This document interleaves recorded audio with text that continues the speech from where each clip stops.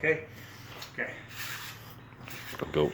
Hi, my name's Eric Wilson. I'm an independent licensed mechanic, 35 years of service. And what I'm looking for is help.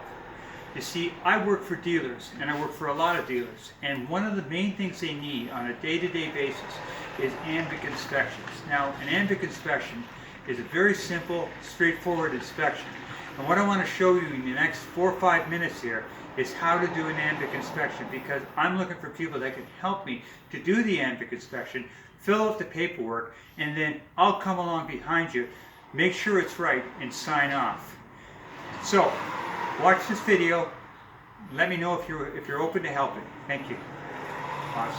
Equipment that you're going to need is you're going to need a good flashlight, and you're going to need a floor jack. Okay, and I use a small one here because it's light, it's easy to carry, because you're going to be going from dealer to dealer and doing ANVICs on a regular basis. Okay. Now, the first thing that I need to know on any given car is the tie rods loose or tight and the ball joints loose or tight. And the only way to know is that you have to jack up the car so the wheel is off the ground. This one, just so the wheel is just off the ground. Okay, right?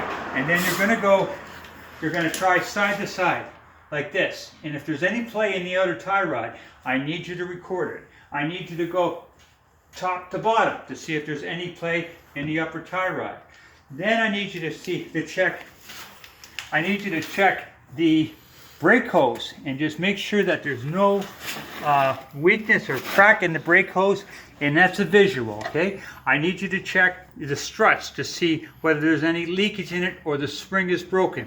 I need you to look inside and take a look at the boot on the inner tie rod, and if you see any leakage, I need you to record that.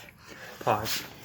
With the wheel turned all the way to the right, I need you to check to make sure that the brake hose is not broken and cracked in any way.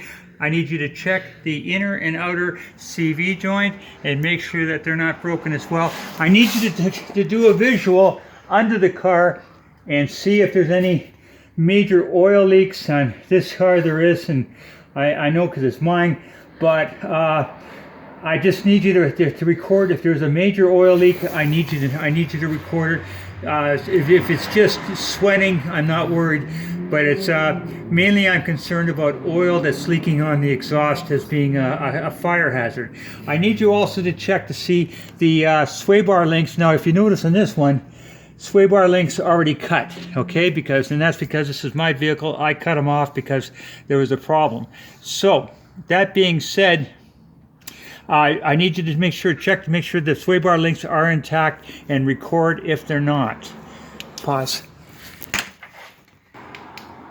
Okay, now I'm not going to go through the same routine for this side here, but that's the same thing.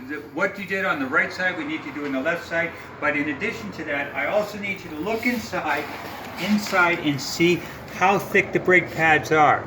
Now, I'll take the light out of there. Maybe we can just get a... Go from the back side. Okay, yeah. We can just get, if you look inside, you can see how thick the brake pads are. And I need you just to give me an idea, like an approximate of how many millimeters the brake pads are, so we know that the brake pads are a pass or a fail. So that's on, and you do that on both front wheels. Now, now we go to the back. Okay, now on the back wheel, if you notice that this one is a drum, okay? Anytime that there's a drum, the wheel has to come off, the drum has to come off, and you have to check to see if there's any leak in the wheel cylinder. Okay, and that's just a small screwdriver. Just pull the rubber back to see if there's any leakage, and also check to see how thick the brake pads are. And again, just an estimate of how many millimeters the brake pads are, and record if just give me an estimate of what they are, and if there's any leakage in the brake drum. In addition to that, I also need you to look underneath the car by reaching under like this and looking under and checking to see, is the shock leaking? Is the CVs ripped? Is the spring intact? Is the sway bar links? And this one doesn't have any sway bar links. And just follow the rubber hose on the brake line to make sure that there's no cracks in it.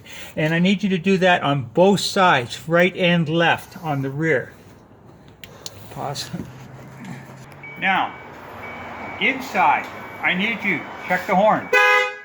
I need you with the key on. All 4 windows up and down. 4 windows up and down. I need you to check the defrost. Does the defrost go up? Does it go down? Just check the temperature controls, to cold to hot. I need you to check the. I need you to go and check take each seat belt, pull it, snap it down, but pull it right out to make sure that there's no rips in the belt itself. I need you to go inside of each door and press the up and down on the window to see that the windows go up and down on the switch on the door as well, and also that the inside door locks work as well.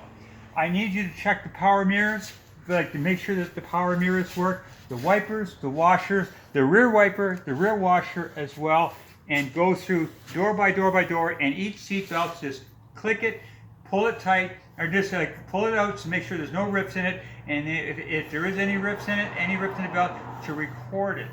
Okay, so that's what I need you to do for that. Now I need to go on to the lights. Okay.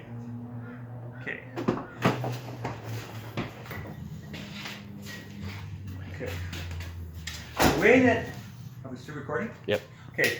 I need you to turn on the lights, make sure that the low beams work. I need you to turn on the high beams, make sure the high beams work. And I need you to check the back lights. Now the way you check the back brakes by yourself is to just take the jack handle and simply move the seat up, move up the seat to where the jack handle is pushing on the brake, and then just go to the back, and the brake is being depressed right now. And you can see that you can see whether the high mount brake light. Now in this car, the high mount brake light's not working. Okay, so and if it's not, I just need you to record it. I need you to make sure that the license plate lights are on, and if they're not, simply record it. Now, all in all, once you've done this 5 or 6 or 7 times kind of thing, it's going to take you maximum 20 to 25 minutes, start to finish. From the time that you start to the time that you finish the paperwork, 25 minutes. I'm prepared to pay you $20 for 25 minutes work, my friend, and there is no end of Ambics because I'm working for more and more dealers, and every time a car comes onto a car lot, it has to be Ambic inspected. That's the law. And so I'm looking for people that can help me with that. Not only with that, but we're always going to find problems. There's going to be brakes, there's going to be tie rods, there's going to be batteries, there's going to be lights, there's going to be all this kind of stuff that needs to be done. And that you'll be paid on a per job basis. I can't tell you at this point, but I'm going to figure out a price list. And if you're able or willing to do any of that work as well, then I'll get you to do that as well. So that's what I'm looking for. I'm looking for people that can work mobile, can hold their own, do the job, and pay them well. Thank you.